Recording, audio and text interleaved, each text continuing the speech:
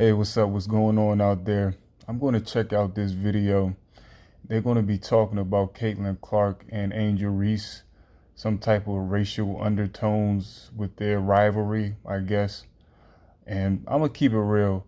Nobody really cared about the WNBA until Caitlin Clark came into the fold and some of those young ladies came into the fold.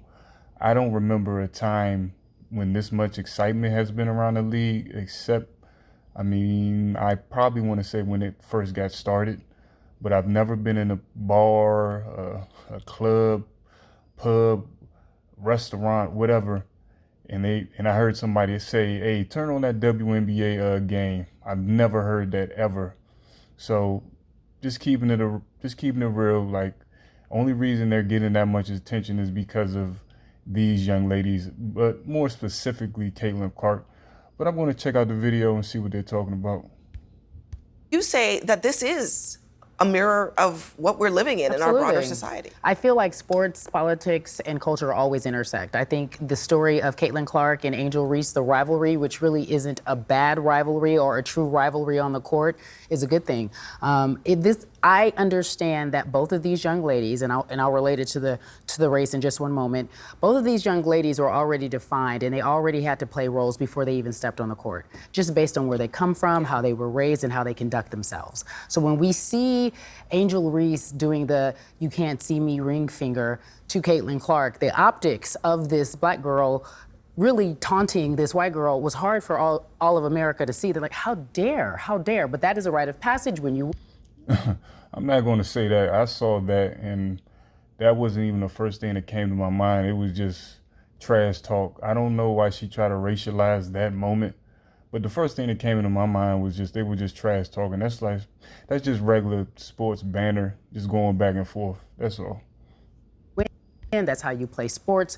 You have the right to trash talk. But the reason why this relationship, this rivalry is so compelling is because it's what this country is built on. It's black and white. Yeah. And if people want to be interested in black and white, take a look at the race. When did the race get really interesting? When a black woman entered the race. And then now we have... Negative.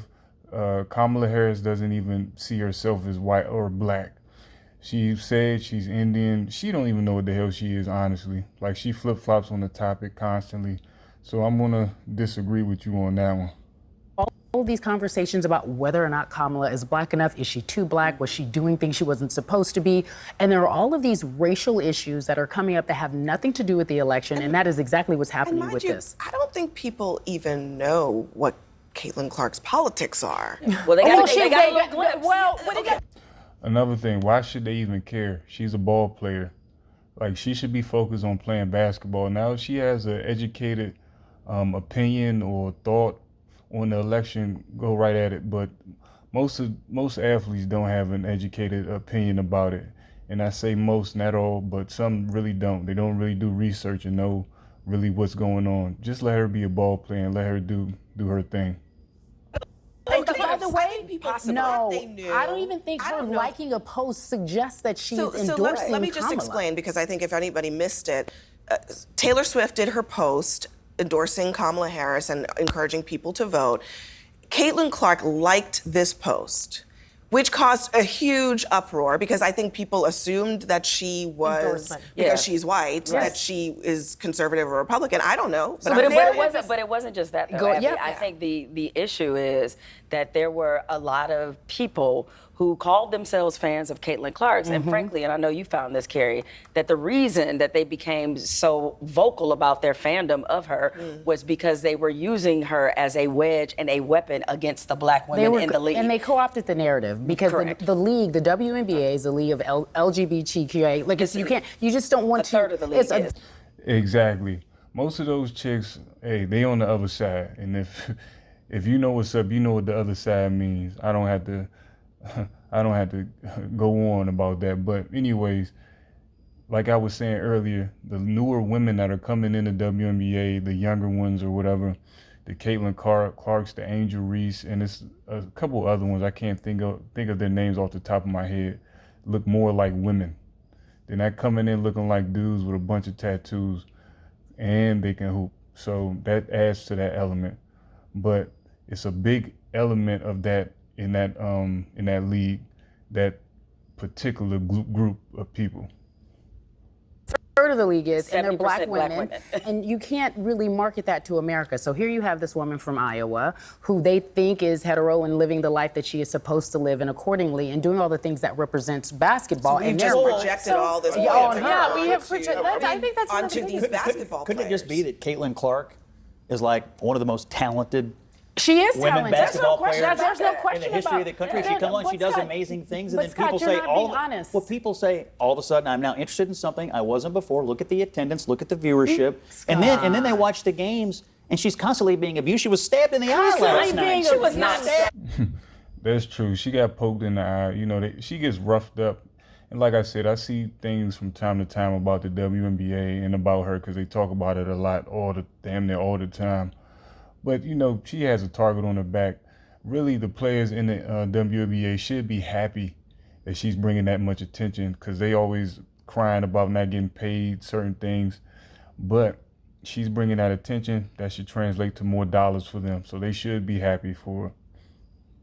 See, that's what I'm talking about. And by the way, why would you bring up that elbow that she gave another player on the court? It was physical. There's one thing I think we can all agree upon. She got stabbed in the eye. I'm Even sorry. if people believe that this is a reflection and a microcosm of where the country is, there are really rarely two young women who are doing a better job than the adults in this country. Correct. Than Angel Correct. Reese and Correct. I Caitlin like Clark. that. They are standing, like Caitlin Clark, she had to stand there and not, what was it? She didn't get MVP. She didn't get something, and they were like, all these cameras in her face, and she's a young 20-something woman, and she's like, it makes me want to be better. I want to be a better player. This is, our political leaders could learn more from these two women being able to stand. Oh, I think so. Because you know what? I want our They put it political leaders to aside. make more Let me- waves. I want to No, add they one, put it I wanna aside add and they one focus more, on the win. one more layer to this discussion because Caitlin Clark she burns my soul. Does she And I now? have- And I have to admit that. Oh, because of the simple South fact that Oh, I'm yeah, so yeah, okay. I'm a huge South Carolina Gamecock fan, and Don Staley is like Jesus, Martin Luther King, and Don Staley in my household. But I will say this, Caitlin Clark has done an amazing job at handling the scrutiny and handling the press. And one of the layers that I will add on to this, and it's a little bit different from the way we discuss race in American politics, is that the men who discuss the WNBA, specifically Shannon Sharp and Stephen A. Smith, just don't know shit about women's basketball. And when you have that layer of anti-intellectual debate that manifests itself within this discussion, it makes it a cancer. And so, yeah, we're having these debates. And so it's not just Scott talking about that she got scratched in the eye, or what did you say? It was poked. Stabbed. It Yes. wasn't- Stabbed. He turned it into a stabbed in the eye. She got poked But in it's the when eye. you're having these Stabbed. when It you're does having suck to these get poked in robust the eye. discussions about who was the best player in the WNBA or WNBA MVP voting or who should be in the WNBA finals, and you have these people who just don't know about it but are inserting themselves in the conversation. It provides for a more cancerous narrative than we deserve. And to add on to that, Bakar, Before he went into his long-winded explanation of that, and he talks about Shannon, Stephen A., you know, all these talking heads. Honestly, like I said before, nobody was worrying about the WNBA at all before these young ladies stepped on the scene. And they keep talking about it, regurgitating it. I mean, honestly, it's a hard watch for me. Like I said, I can watch women's college basketball. It's a little bit easier. I don't know, for some reason. But when I watch a WNBA game, to me, it's not interesting at all. You know, that's just me. But they have to talk about these things. And once again, they're trying to racialize something that doesn't need to be racialized. It's just basketball. we also should mention that Angel Reese has had to be subjected to an incredible amount of racist abuse because of this rivalry. Yes. Now I have But to no, defend- but now why- I got to defend. Another thing too, Angel Reese brought a lot of that attention to herself. I think she is the self-described villain, and you know, if you describe yourself as a villain, you're gonna attract villainous.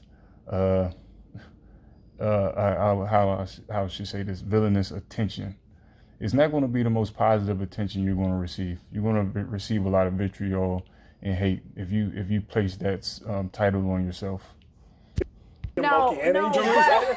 But vice I didn't say versa. Kim Mulkey. I think both of these ladies, I think both of the camps, I think camps that love Angel Reese and camps that love Caitlin Clark have been especially nasty to both of these young ladies while trying to defend them. And what they're doing is co-opting their own issues and their beliefs, and they're putting them on these young ladies. And that's when I said it was already decided that Caitlin was going to be America's darling and that villain, and that Angel Reese was going to be a villain based on how she conducts herself and based on the way until she ran against some Gamecocks last year and Raven Johnson. It's a typecast that fits very conveniently into how society wants to see. Of course, it's the same thing with Larry Bird and Magic Johnson. I think your point about projection is right. But it helps the sport. You need totally. inertia. Competitives, you need a story. You need this storyline. Yeah. You need people You do. to I just look wish at it didn't come with the toxicity. But that's what this country's built on, young friend. It is built on toxicity.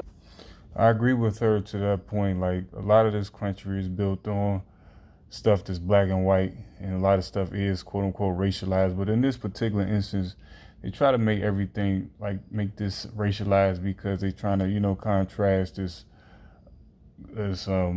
white chick from Iowa and this black chick from Baltimore.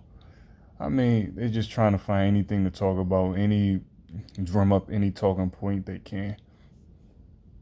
Your point about projection is right. Right, People are looking at this as a projection of themselves, and they support one side or the other. The WNBA is having one of their most successful seasons. Women's sport is on the rise, whether it's basketball or soccer. Yes. And there are two young women in this country who are standing up and facing the most scrutiny. And they like each other. And you know what's celebrate women's sports and women's success. They live at the intersection of unity and also peace because they do enjoy one another. They like each other. And We gotta get Chaos some goggles. That's all I'm saying. We gotta get her some goggles. I'm gonna stop it right there. My man's crazy for that. But yeah, I don't know why they're trying to make this a whole racial thing. But they Carrie Champion kind of snitched on herself. I mean, they gotta have a story, and that makes for a good story, I guess. And like that particular rivalry mimics American society with Kamala and Trump. I mean, anything for a story, anything for a narrative. She basically said that. But that's my 1-2. Leave your commentary. Let me know what you think.